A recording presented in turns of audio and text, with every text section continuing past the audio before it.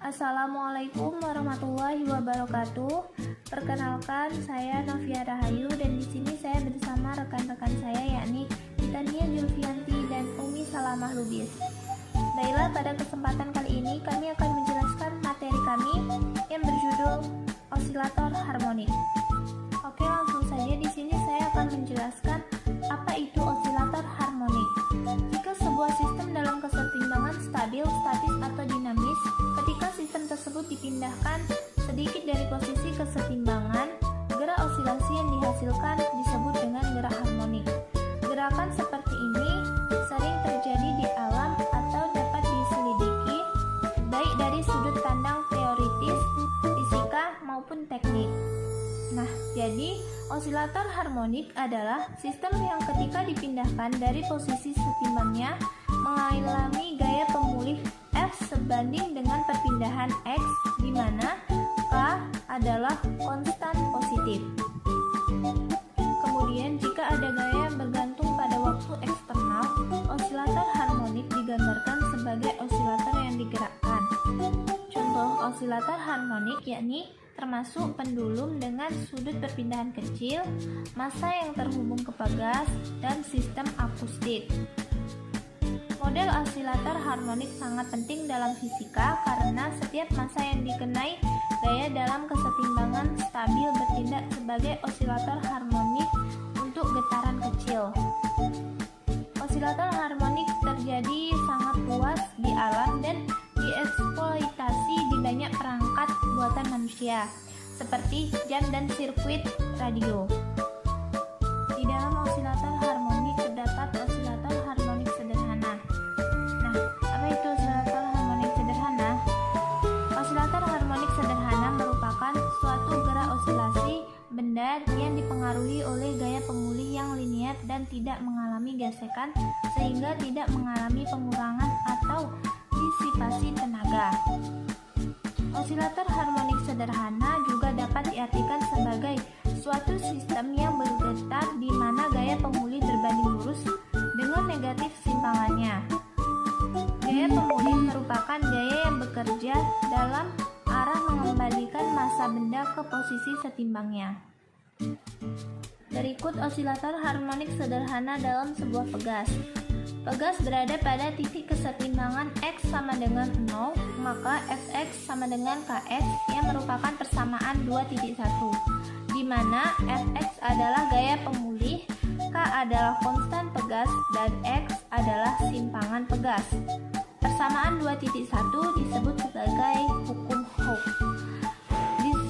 Di periode osilator harmonik sederhana ternyata bergantung pada kekuatan pegas dan massa yang berosilasi dengan menerapkan hukum 2 Newton, yaitu sigma F sama dengan M kali X yang merupakan persamaan 2.2.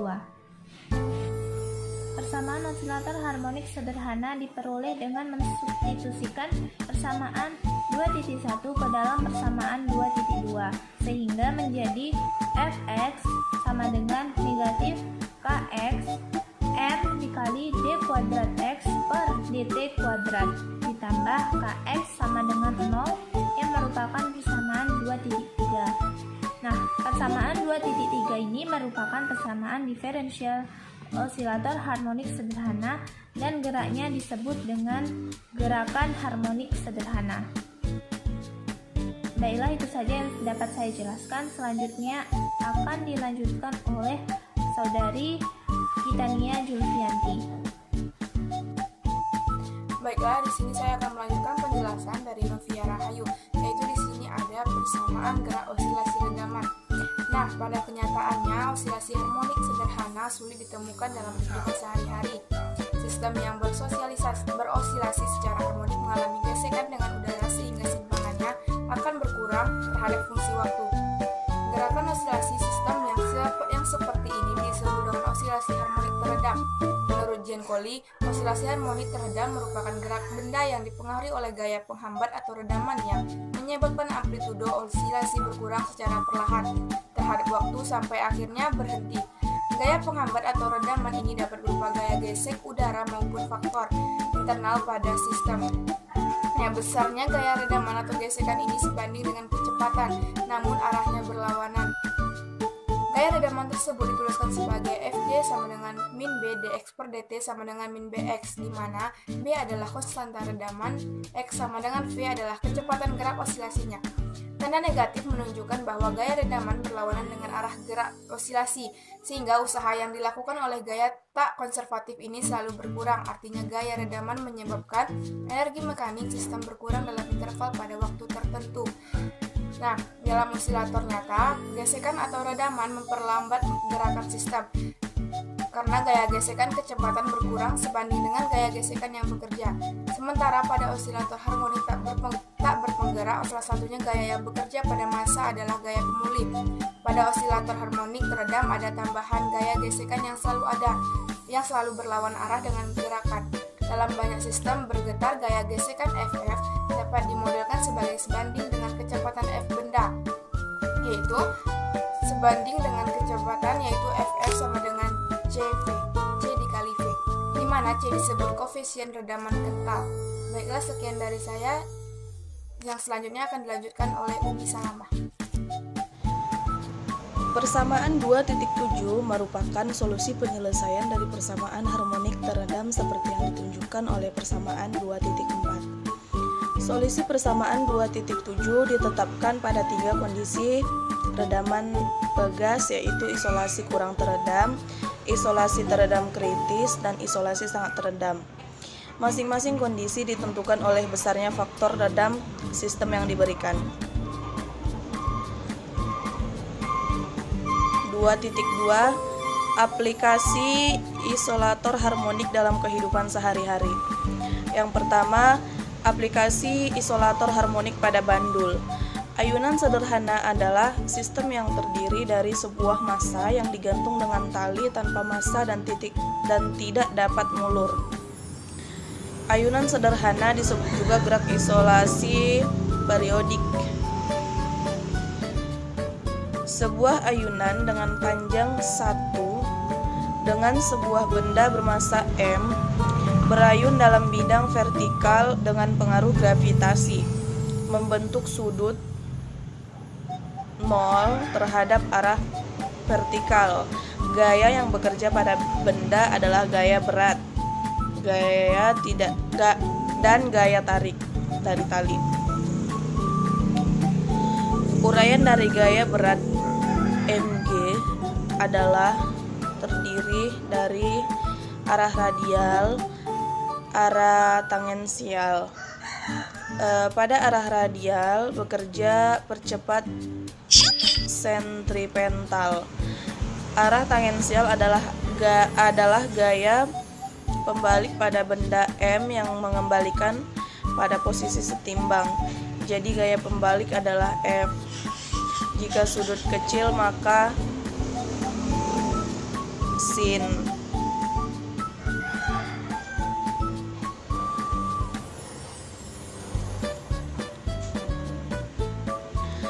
Yang kedua, gerak harmonik pada tegas. Gerak vertikal pada pegas. Semua pegas memiliki panjang alami sebagaimana tampak pada gambar. Ketika sebuah benda dihubungkan ke ujung sebuah pegas, maka pegas akan merenggang atau bertambah panjang. Sejauh Y, pegas akan mencapai titik kesetimbangan jika tidak diberikan gaya luar, ditarik atau digoyang. Yang ketiga, sokap sorber pada mobil. Sokap sorber pada mobil memiliki komponen pada bagian atasnya terhubung dengan piston dan dipasangkan dengan rangka kendaraan. Bagian bawahnya terpasang dengan silinder. Bagian bawah yang dipasangkan dengan as roda. Fluida kental menyebabkan gaya redaman yang bergantung pada kecepatan relatif dari kedua ujung unit tersebut. Hal ini membantu mengendalikan guncangan pada roda.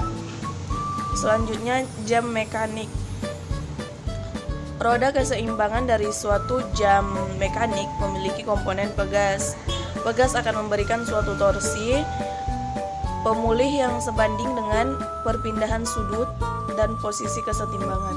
Gerak ini dinamakan gerak harmonik sederhana sudut atau angular. Kemudian garpu tala. Garpu tala dengan ukuran yang berbeda menghasilkan bunyi dengan pola titi nada yang berbeda. Makin kecil massa M pada gigi garpu tala, makin tinggi frekuensi isolasi dan makin tinggi pola titi nada dari bunyi yang dihasilkan garpu tala.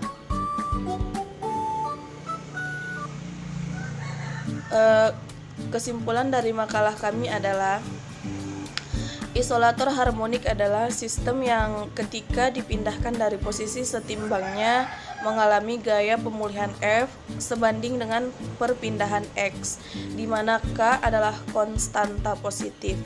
Jika F adalah satu-satunya gaya yang bekerja pada sistem ini disebut isolator harmonik sederhana, dan ia mengalami gerak harmonik sederhana.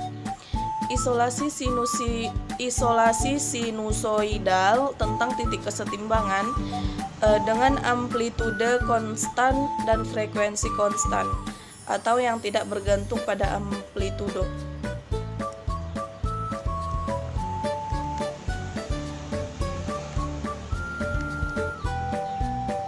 Satu, isolator harmonik sederhana. 2. Gerak isolasi redam.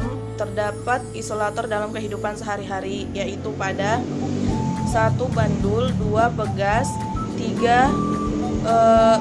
Shock absorber pada mobil, yang keempat jam mekanik, yang kelima garpu tala. Baik, selanjutnya kami akan menjelaskan simulasi dari osilator harmonik sederhana yang membahas osilasi pegas dalam PET simulation. Langkah pertama, kita masuk ke lab. Setelah itu, kita akan mendapatkan tampilan seperti ini. Selanjutnya, kita klik tanda centang pada displacement dan natural lag. Setelah itu, kita keluarkan penggaris dan stopwatch, dan kita letakkan di tempat yang kita inginkan. Setelah itu, letakkan penggaris dan angka 0 harus sejajar dengan garis lurus pada garis putus-putus berwarna biru. Itu supaya kita dapat melihat pertambahan panjang pegas sehingga tampilannya seperti ini. Untuk percobaan pertama, kita coba 10 kali osilasi menggunakan pegas berukuran small. Dan untuk massa pertama, kita gunakan seberat 50 gram. Kemudian gantungkan massa pegas yang sudah ditentukan ke ujung pegas. Untuk menghentikan osilasi, kita klik tanda merah tersebut. Dan catatlah pertambahan panjang pegas dari jarak antara garis putus-putus biru dan hijau. Berisi simpangan pada pegas dengan menarik beban yang bergantung pada pegas, kemudian pegas akan berosilasi yaitu sebanyak 10 kali. Dan jangan lupa untuk menekan tombol stopwatch. Dan jika sudah berosilasi sebanyak 10 kali, kita menekan tombol stop pada bagian merah. Catat waktu yang diperlukan saat kita melakukan osilasi dengan bantuan stopwatch untuk menentukan periode osilasi.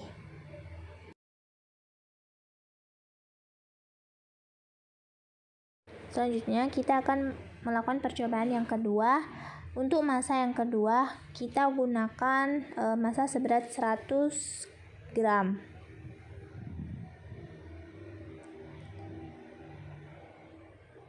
Jika sudah pas 100 gram, selanjutnya kita gantungkan massa pegas yang telah ditentukan ke ujung pegas. Untuk menghentikan osilasi, kita klik tanda stop atau tanda bagian merah.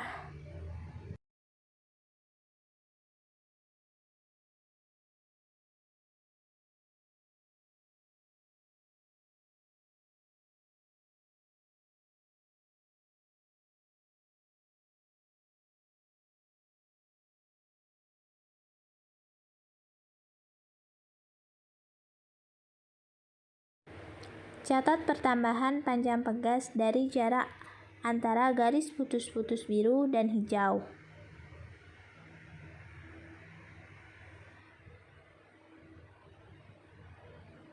Berisi simpangan pada pegas dengan menarik beban yang bergantung pada pegas, kemudian pegas akan berosilasi sebanyak 10 kali. Dan jangan lupa menekan tombol stopwatch agar kita dapat mengetahui waktunya. Selanjutnya akan dijelaskan oleh Gitania Zulfianti. Baiklah, saya Gitania Zulfianti akan melanjutkan penjelasan dari Novia. Nah, untuk percobaan selanjutnya kita coba menambahkan masanya jadi 150 gram.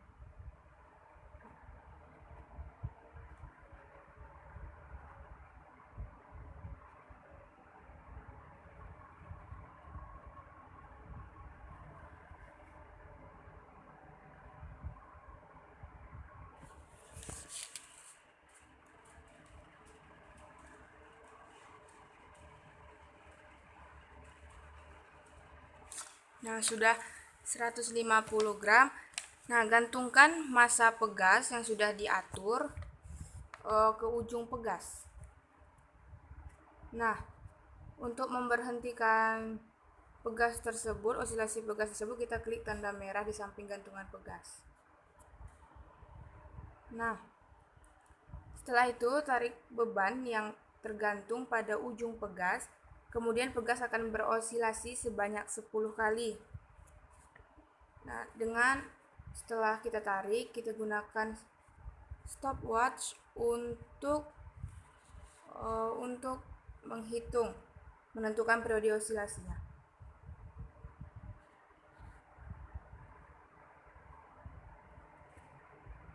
Nah, di sini pegas akan berosilasi selama 10 kali. Nah, setelah itu catat pertambahan panjang pegas, yaitu jarak dari antara garis putus-putus biru dengan garis hijau.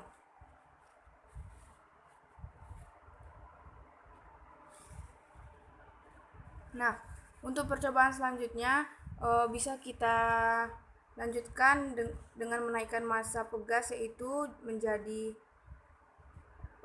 200 gram.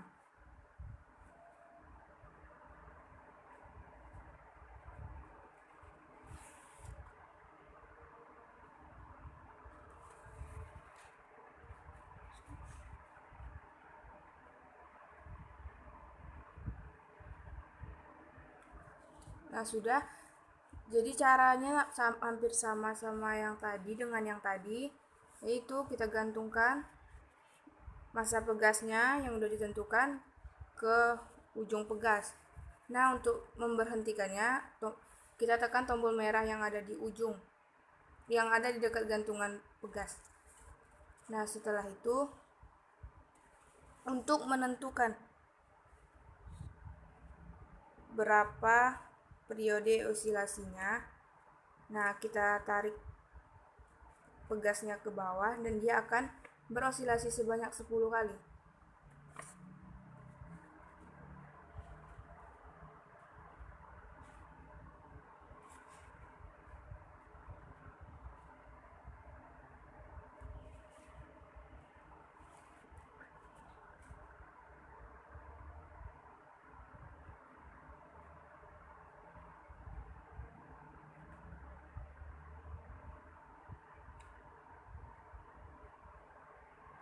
Nah, setelah itu catat pertambahan panjang pegas yang dihitung dari jarak antara garis biru putus-putus dengan garis hijau.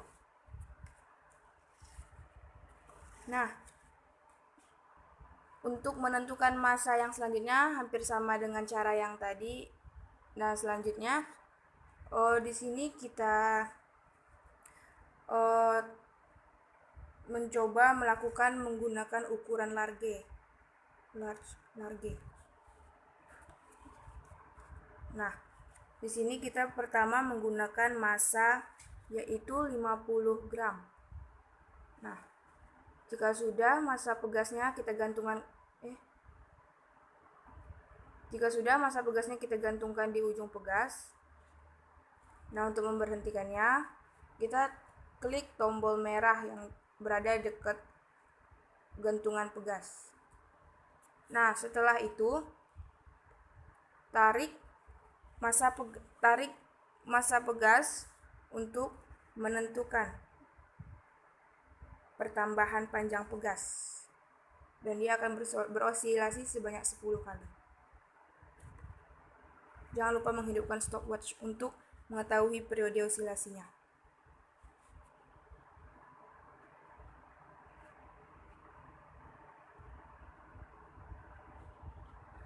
Nah, setelah itu catat pertambahan panjang pegas, yaitu jarak dari garis putus-putus biru dengan garis hijau.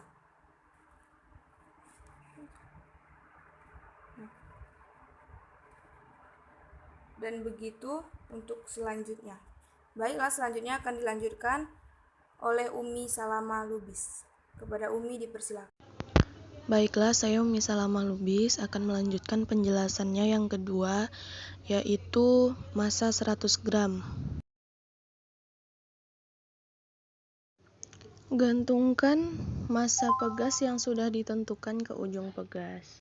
Untuk menghentikan osilasi pegas, klik tanda stop di samping gantungan pegas.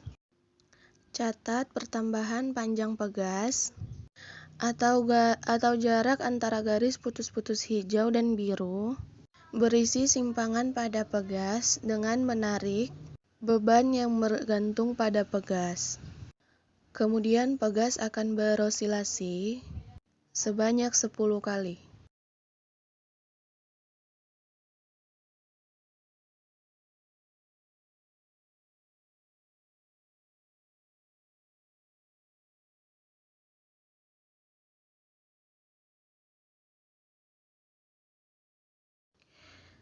Untuk massa yang ketiga, kita gunakan 150 gram.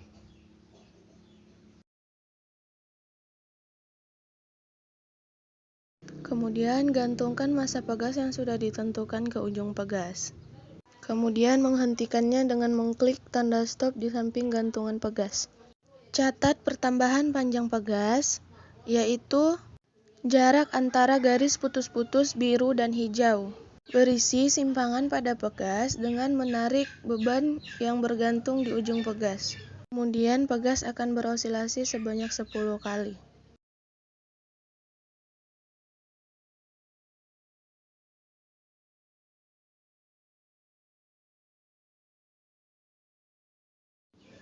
Untuk massa yang keempat, yaitu 200 gram.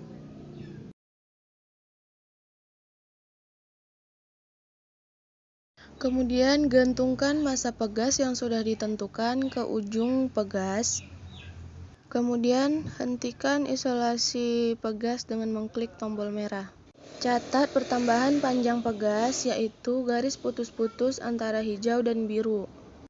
Berisi simpangan pada pegas dengan menarik beban yang bergantung pada pegas. Kemudian pegas akan berosilasi sebanyak 10 kali. Catat waktu yang diperlukan untuk melakukan 10 kali osilasi dengan bantuan stopwatch untuk menentukan periode osilasi.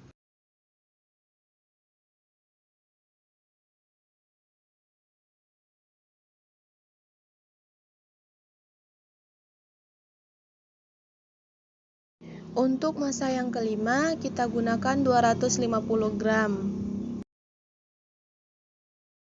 Kemudian, gantungkan massa yang sudah ditentukan ke ujung pegas, lalu klik tanda stop.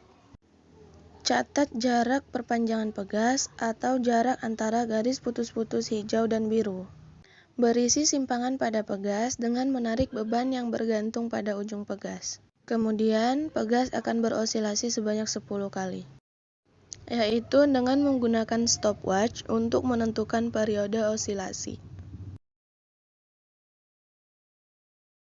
Baiklah, itu video kami. Wassalamualaikum warahmatullahi wabarakatuh.